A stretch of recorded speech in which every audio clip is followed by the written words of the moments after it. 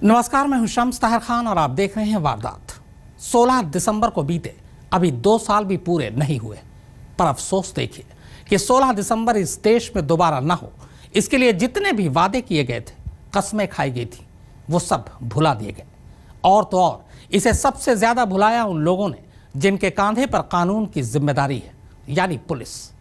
कैसे रेप या rape victim को लेकर दिल्ली से दूर मथुरा में पूरा कानून ही बदल जाता है, ये कहानी उसकी जिंदा मिसाल है।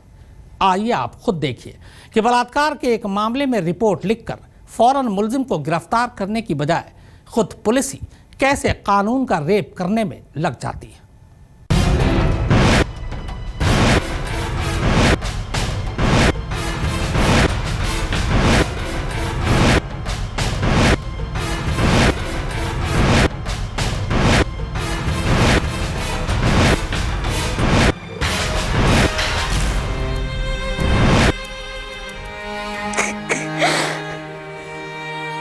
एक तरफ मजबूरी के नकाब से झांकती आंखें और आंखों से बहते आंसू। मुझे बोलता था कि मेरे यहाँ पर एसएसपी, डीएम ये सब लोग आते हैं। बहुत ज़्यादा डराता धमकाता था और बोलता था मेरे यहाँ पुलिस पूरी फोर्स आती है, सारी मथुरा की जो पुलिस है वो मेरे आगे नाचती है और तूने देखा भी होगा। दूसरी तरफ एक पत्रकार साहब का ये रसूख और ये दबदबा। निर्विरोध छावनी परिषद में वाइस चेयरमैन, उपाध्यक्ष रहा हूँ छावनी परिषद का, पार्षद रहा हूँ, एमपी का इलेक्शन लड़ा हूँ, यहाँ पत्रकारिता की है। मैं ब्रज प्रेस क्लब का अध्यक्ष भी हूँ, उत्तर प्रदेश जर्नलिस्ट एसोसिएशन का प्रदेश उपाध्यक्ष हूँ। एक तरफ भरोसे के तार तार हो जाने का ये सदमा। अपने बच्चों के सामने, सब लोगों के सामने दिखाता था मेरी बेटी जैसी है। इस वजह से मैंने ये चीज़ डिस्कस नहीं की और बदनामी मेरी ही होती। और दूसरी तरफ भरोसा टूटने को महज कहानी करार देने की ये कोशिश। मनगढ़ंत है, एक षड्यंत्र है, एक झूठी कहानी है। एक तरफ सामने वाले की करतूत से शर्मिंदा होकर खुद को ऊपर से नीचे तक छिपा लेने का जतन,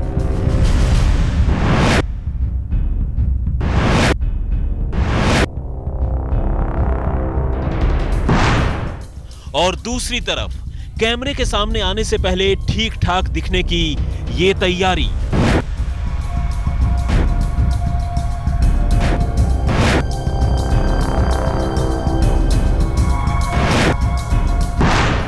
और आखिर में सबसे बेबस अपनी पुलिस बेचारी।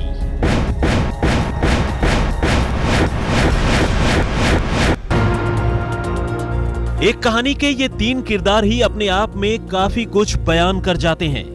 इस कहानी में एक तरफ बलात्कार की शिकार वो लड़की है जिसे इंसाफ की पहली दहलीज पार करने यानी एफआईआर लिखवाने के लिए ही संसद के सामने आत्मदाह करने की धमकी देनी पड़ती है, और दूसरी तरफ कायदे कानून की नजर में बलात्कार का वो मुलजिम जिसके लिए पुलिस तक ने कानून को ताक पर रख दिया है।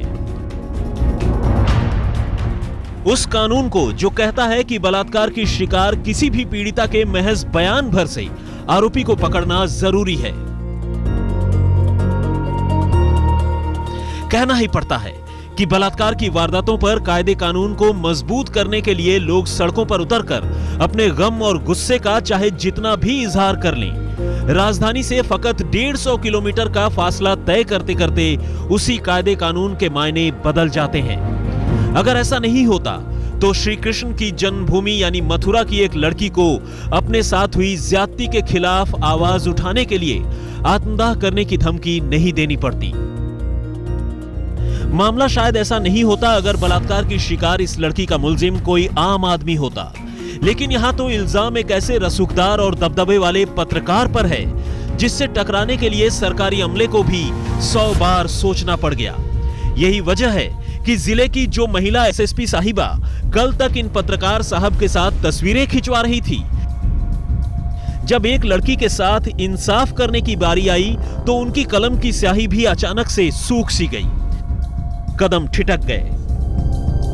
पत्रकार कमलकांत उपमन्यु के खिलाफ रेप की शिकायत लेकर यह लड़की पहली बार 3 दिसंबर को एसएसपी मंजिल सहनी से मिलने पहुंची थी। उसने एसएसपी साहिबा को बाकायदा अपने साथ हुई ज्यादती की तहरीर दी और मुलजिम के खिलाफ रिपोर्ट दर्ज करने की गुजारिश की। लेकिन कमाल देखिए कि रेप जैसे संगीन गुनाह के मामले में भी पुलिस को एफआईआर दर्ज करने में पूरे 72 घंटे यानी 3 दिन लग गए। चूंकि इल्जाम एक दबदबे वाले शख्स पर था, पुलिस ने फौरन एफआईआर दर्ज करने की बजाय इंक्वायरी की खानापूरी शुरू कर दी। इधर इंक्वायरी शुरू हुई और उधर लड़की और उसके घर वालों पर दबाव बनाया जाने लगा। लेकिन जब बात धमकी और दबाव से नहीं बनी तो फिर लालच के दाने भी फेंके गए, मगर लड़की अपनी अस्मत का सौदा करने को राजी नहीं हुई। लिहाजा पुलिस को आखिरकार दबाव में ही सही एफआईआर दर्ज करनी ही पड़ी। 16 दिसंबर की वारदात के बाद कायदे कानूनों में की गई तब्दीली के मुताबिक ऐसे मामलों में न सिर्फ फौरन एफआईआर दर्ज करना जरूरी है, बल्कि एफआईआर के साथ ही लड़की की मेडिकल जांच करवाने और मजिस्ट्रेट के सामने सीआरपीसी की धारा 164 के तहत बयान दर्ज करवाने की भी बात कही गई है, ताकि मुलजिम के खिलाफ एक मजबूत केस बन सके। लेकिन मथुरा में शायद रेप और रेप का कानून बाकी हिंदुस्तान से जुदा है। दिल्ली गैंगरेप के बाद हुए कानूनों में बदलाव से ये उम्मीद जागी थी कि ऐसे मामलों के गुनहगारों को अब कानून की जद से नहीं बचाया जा सकता, लेकिन पहुंच और पैरवी के सामने सारे कानूनों ने शायद दम ही तोड़ दिया। तभी तो एक पीड़िता की आवाज़ एक महिला कप्तान को सुनाई नहीं दी। मथुरा पुलिस इस पूरे मामले में कुंडली मारकर तब तक बैठी रही जब तक उसके लिए मुमकिन था। मथुरा से मदन गोपाल के साथ नितिन जैन, आज तक।